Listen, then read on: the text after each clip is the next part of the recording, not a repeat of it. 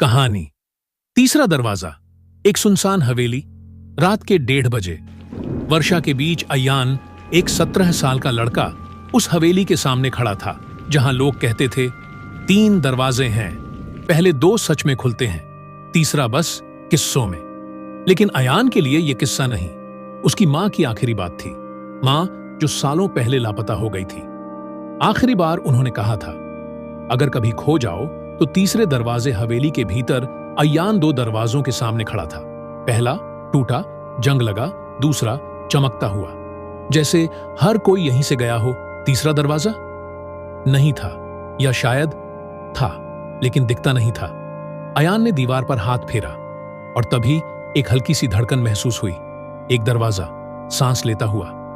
उसने वही किया जो मां ने कहा था। धीरे से दीवार पर खटखटाया, दरवाजा खुला, पर दुनिया वही नहीं थी। ना अंधेरा, ना उजाला, सिर्फ धुंध। और धुंध में चलते लोग, हर एक के चेहरे पर सिर्फ एक ही भाव, मैं याद हूं या बस एक भूल।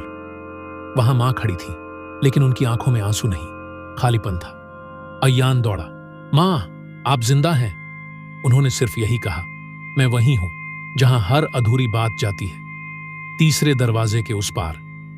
अयान समझ गया, ये जगह जिंदा और मरे हुए लोगों के बीच नहीं थी, बल्कि उन रिश्तों की थी जो अधूरे छूट गए। यह एक काल्पनिक प्रतीक्षा गृह था, जहां वे रहते हैं जिनके पास कहने को कुछ बाकी था। अयान लौट आया, लेकिन बदल गया। अब वो हर उस रिश्ते से मिल बैठता है जिसमें कोई दरार हो, क्योंकि उसने जान लिया था कुछ दरवाजे दोबारा नहीं खुलते।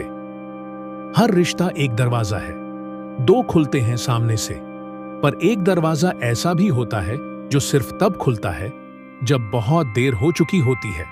Thanks for watching.